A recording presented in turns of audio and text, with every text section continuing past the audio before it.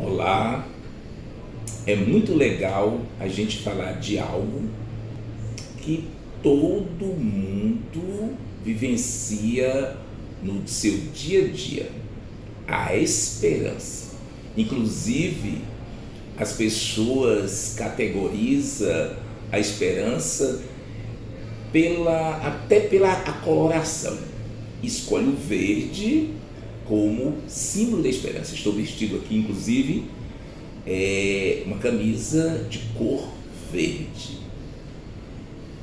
Na verdade, existe um provérbio popular que diz que a esperança é a última que morre.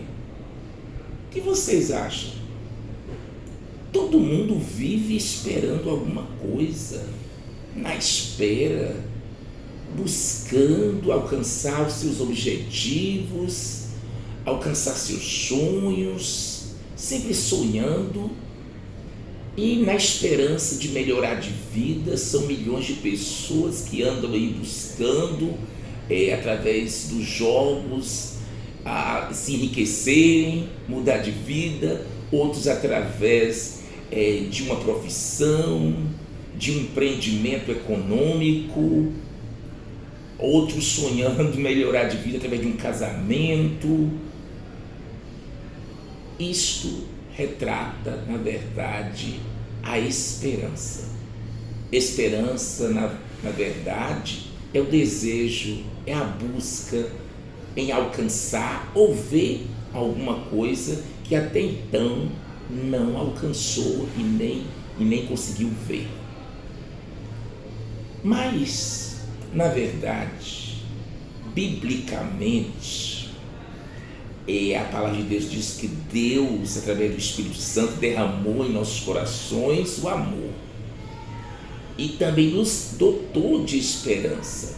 A gente sempre está esperando por algo. Então, nós temos exemplos extraordinários. Eu vou pegar exemplos bíblicos. Nós temos a figura de Jó. Jó, que passou por tudo que ele passou, que recebeu tantas coisas, tantos fatos da sua vida que foram marcantes e difíceis. Chegou ao poço e ele disse em um dos seus escritos: eu sei que meu Redentor vive e ele se levantará e estará, em outras palavras, se importando comigo, vai me tirar dessa situação. Eu sei, eu tenho certeza, porque esperança fala de certeza. Eu tenho certeza, eu espero que ele que é vivo se levante e venha ao meu socorro. E Jó experimentou isso, e Deus se levantou e veio ao socorro de Jó, lhe deu uma nova família, lhe deu riquezas dobradas, lhe deu prestígio no seu grupo social. E chegou os seus escritos, pela permissão do Espírito Santo, até nós.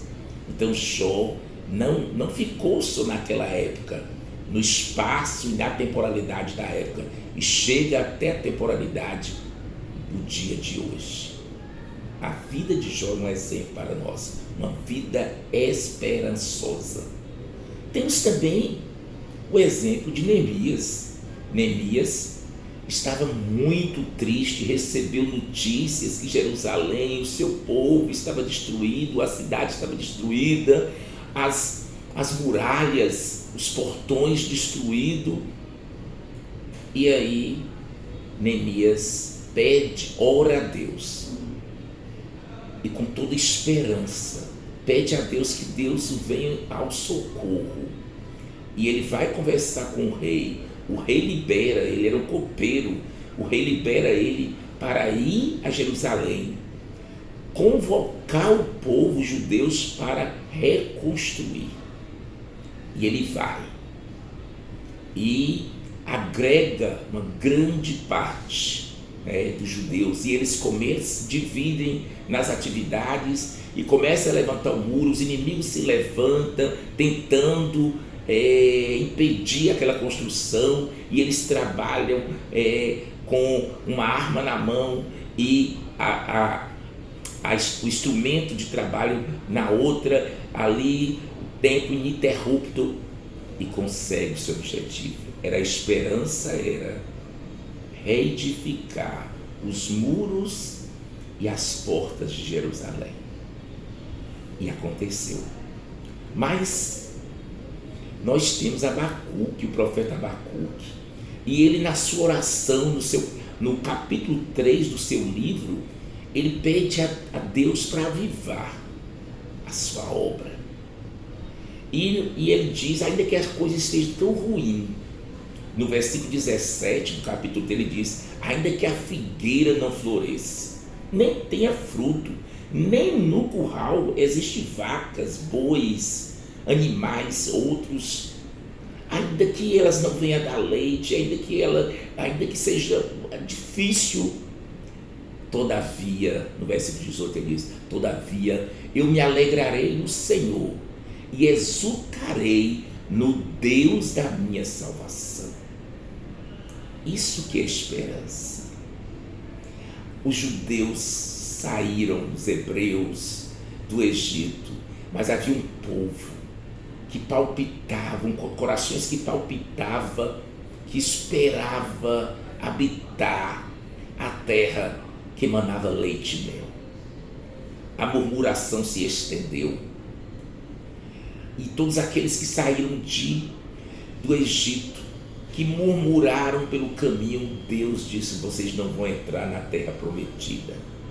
E 40 anos depois, os espias Caleb e Josué, aqueles que foram valentes, que não murmuraram, que creram nesta palavra de Deus, que eles haveriam de entrar na terra prometida, eles entraram nesta terra, e entraram com eles toda a população que nasceu no deserto, a população nova, que não estava carregada de hipocrisia, de falta de fé, de falta de esperança. Estes entraram na terra que emana leite e mel. Mas a esperança nunca morre. Isso é uma grande mentira nesse provérbio. A palavra de Deus, inclusive o rei Salomão, em um dos seus livros, no livro de Provérbios que ele escreveu, que o Espírito Santo lhe deu para escrever, ele disse que a esperança demorada enfraquece o coração. As pessoas desanimam quando a coisa demora muito, mas a esperança não morre. Quem morre, na verdade, não é a esperança, é o ânimo dessa pessoa. Ela deixou vencer pelo cansaço, pela espera, porque a esperança, ela, na verdade, ela foi produzida pela experiência. As pessoas tinham lá no Egito as experiências que Deus deu a elas, os milagres ocorridos, alimentou a esperança delas. Elas todos, Josué e Caleb, continuam acreditando, eles viram os milagres no deserto, e eles creram. Então, Abraão, ao sair da sua terra, ele nem sabia para onde ele ia, juntamente com sua família, mas ele creu que haveria um escape, que Deus o levaria para a terra que prometeu. A Bíblia diz no capítulo 11 de Hebreus que muitos servos de Deus que lutaram aqui nessa terra, que creram nas promessas, tiveram esperança, muitos deles morreram sem ver aquilo que eles sonharam em ver, que eles acreditaram, mas Deus, para eles, a esperança não morreu, porque a esperança é eterna, a esperança não morre. E nós vamos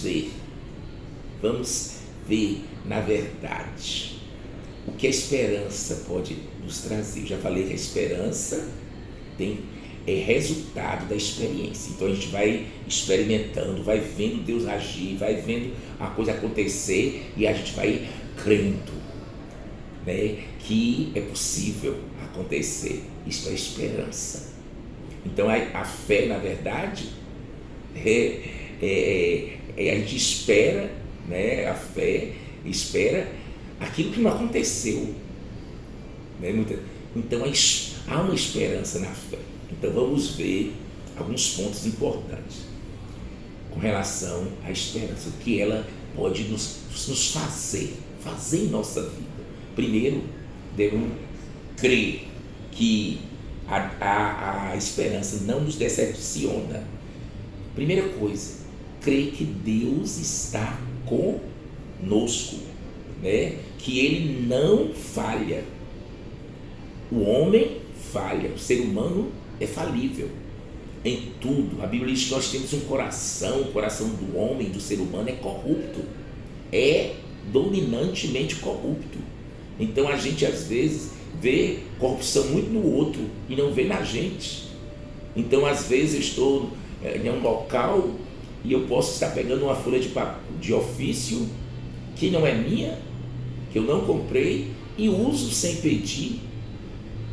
Isso é corrupção, né? Então o nosso coração é, a Bíblia diz, corrupto. Então quando a gente vê alguém errando, a gente não deve se alegrar. A gente deve falar com Deus: Deus, quem sabe se eu estivesse no lugar deste homem, dessa mulher, eu poderia estar fazendo pior. Então, Senhor, tenha misericórdia de mim para que eu não venha fazer isso.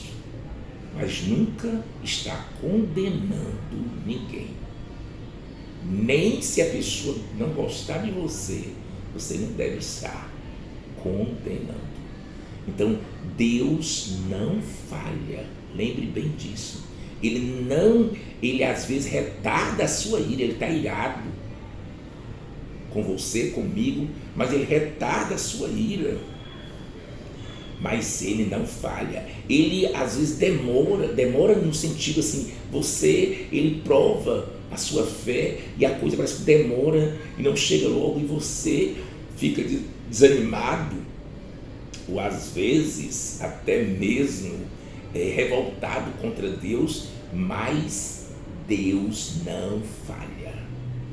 Ele responde e ele socorre na hora certa. Às vezes não é na hora que nós queremos, é na hora dele, porque ele sabe o que está fazendo. Outro motivo é que a fé, a esperança, quer dizer, alimenta a nossa fé. Então a nossa fé é alimentada pela esperança. Então quando eu creio, eu almejo, creio que aquilo é possível, então eu estou alimentando a minha fé. Minha fé está se alimentada. E a Bíblia diz: se a fé de uma pessoa for do tamanhozinho de uma semente de mostarda, ela faz coisas estrondosas. Ela realiza ações que o ser humano é impossível de mensurar. Porque a fé só precisa, para fazer grandes coisas, grandes ações, é apenas, às vezes, precisa nem de muita fé. Mas tem que ser uma fé operante, não a fé morta. Porque a fé precisa ser ativa, né? Outro ponto, Deus está contigo. Como já até fez uma citação, Deus está contigo. A Bíblia diz no Salmo 46, ainda, né, que venha um turbilhão, ainda que venha tantas situações, mas se Ele estiver contigo, tu passarás.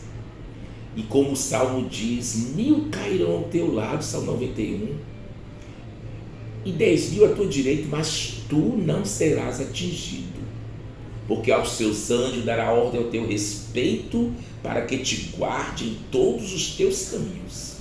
Então depende de você ter intimidade com Deus, de estar juntinho a Ele, ser amigo dele, não ser amigo do mundo, mas amigo dele. E você experimentará as promessas.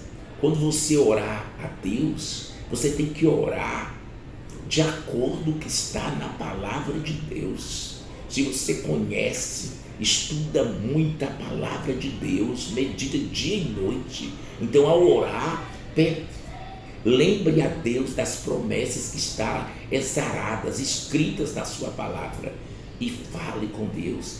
Deus, de acordo com como está na tua palavra, no livro tal, profeta tal escreveu, e responda-me segundo a tua promessa. Deus, não me lance fora da tua presença, nem retires de mim o teu Espírito Santo. Então, é preciso que a gente tenha essa consciência de que Deus está conosco quando nós estamos com Ele.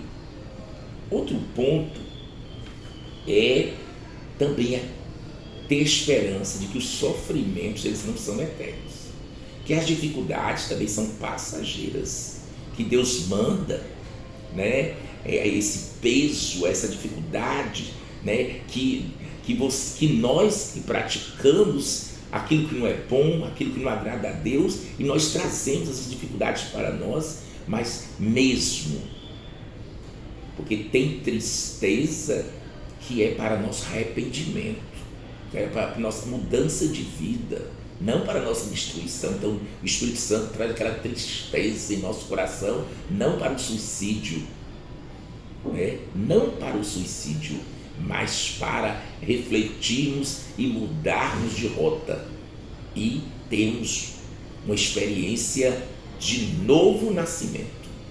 É o que Deus, o Espírito Santo, faz.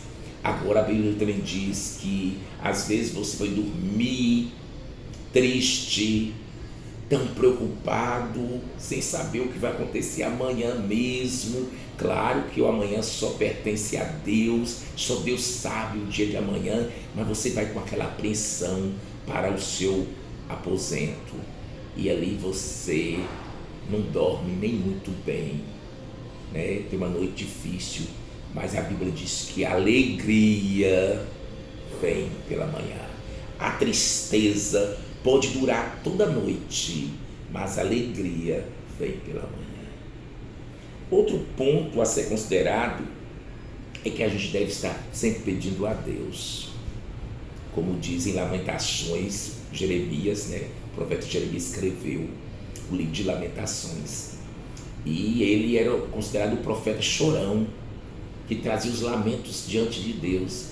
E num desses lamentos, ele diz: eu quero trazer à memória, a minha mente, aquilo que me dá esperança.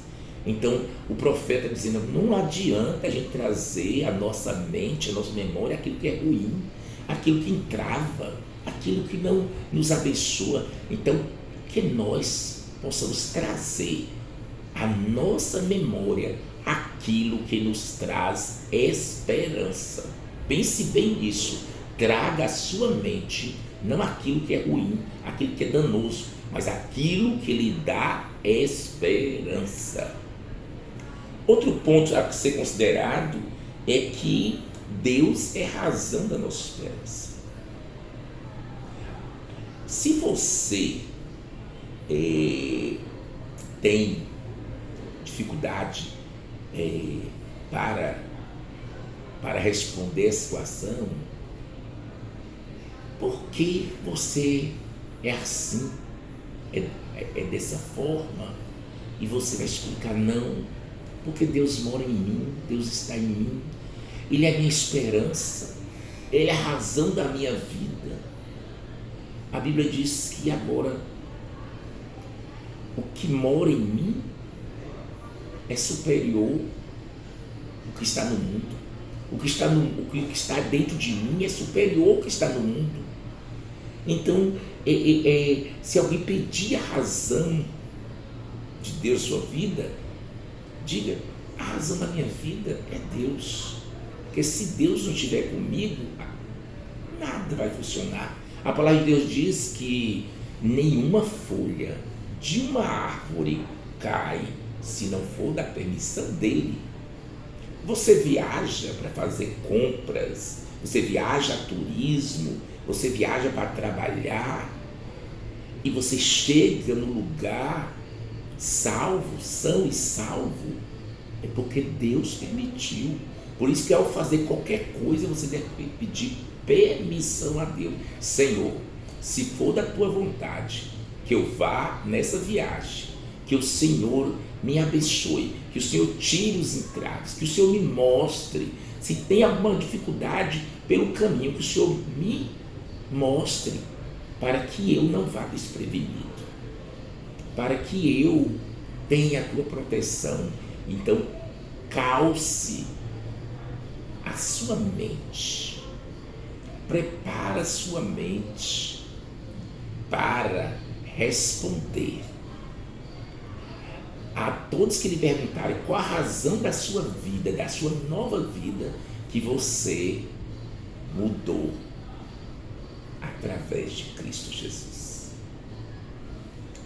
Outro ponto a considerar é que a esperança é eterna.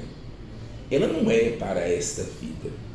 O apóstolo Paulo, em uma das suas cartas aos irmãos de Coríntios, da cidade de Corinto, essa igreja dali, na sua primeira carta, ele disse, capítulo 15, que aqueles que esperam Cristo só nessa vida são os mais miseráveis dos homens, das pessoas, porque a gente não pode esperar Cristo, não pode esperar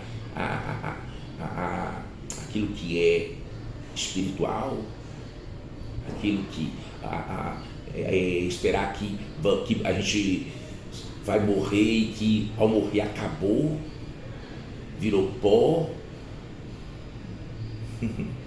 A vida não acaba quando o corpo vira pó. Então a esperança é eterna, porque ela voa para a eternidade. Então ela não termina com a morte. Então, depois da morte, há uma vida com Deus ou sem Deus. Mas a esperança, ela estará alimentando, sendo alimentada após também a partida da pessoa desta vida. Pense bem nisso, que você possa ser essa pessoa que espera, que esteja esperando a segunda vida de Cristo, que esteja esperando por dias melhores na sua família, tendo esperança pela paz, né? Sempre pregando a paz, procurando ser uma pessoa pacífica, jamais a guerra, jamais a violência, mas sempre a paz. A Bíblia diz que a paz que Deus nos dá, este mundo que está aí, Ele não nos dá. O mundo nos dá o quê? O que a Bíblia diz? O mundo nos dá a guerra, a violência. E a Bíblia diz que essas são obras malignas, porque a Bíblia diz que o diabo veio matar, roubar e destruir. Toda ação que está nesses três campos, tem lá o pai, tem lá o responsável, mas que usou situação, homens e mulheres, para executar a índole dele, o que ele veio fazer na terra. E a gente vê isso em todos os campos, a violência em todos os lugares, mas lembre bem disso, peça sempre a Deus para estar protegendo a você, a sua casa, o seu trabalho, o seu vizinho. A Bíblia diz que nós devemos estar orando até por aqueles que nos têm como inimigos. E quando você ora pelo seu inimigo, A Deus diz que Ele acrescenta brasas vivas sobre a sua cabeça. Essas brasas de Deus, elas nos dão mais vida, vida com Deus e vida eterna com Deus. Que Deus te abençoe e que você seja uma pessoa esperançosa. Por hoje é só. Até o próximo vídeo. Se você gostou, dê um like. Se você ainda não está inscrito no canal, se inscreva e compartilhe esse vídeo. Muito obrigado. Até a próxima.